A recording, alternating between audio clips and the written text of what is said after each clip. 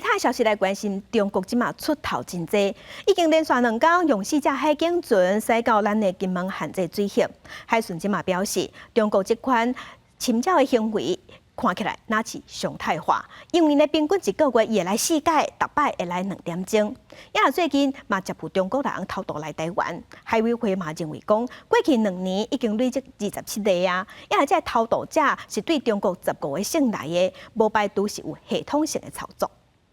呼叫中国海警146动工。用中英文广播来处理。金门海巡队的人员并含监控者公示伫金门附近的海域做执法巡查4只中国海警船，国验证指出讲，中方的行为是常态化的骚扰，平均逐个月4摆，逐摆经过2点钟，那影响两岸的氛围，嘛破坏区域的和平稳定。最近嘛一直传出中国一个人士坐树灵船偷渡来台湾的事件。海委会主委关碧玲表示讲，过去2年已经加起来有27例，而且偷渡者是对15个省内的，无排除有系统性的操作。这一种分布很难用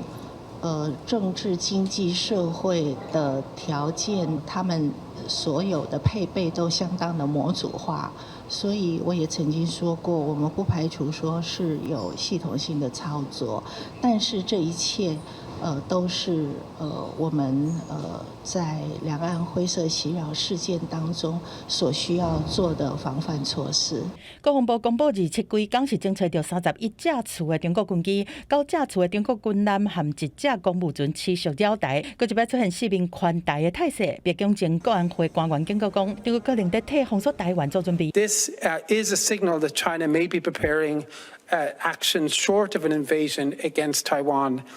in the next few years. This contingency and others can only be addressed and averted if our allies in both regions and the United States work closely together. 内特指出讲，中国4月伫台海适可利亚发动的海峡雷霆2025A 军演，放出未来侵台行动的信号。但是分析中方的剧本，并不是武力犯台，较像假理所台。内特嘛强调讲，美国是正注意台海敢有维持现状，嘛认为美方必须和盟友合作较密，避免台海爆发冲突。记者综合报道。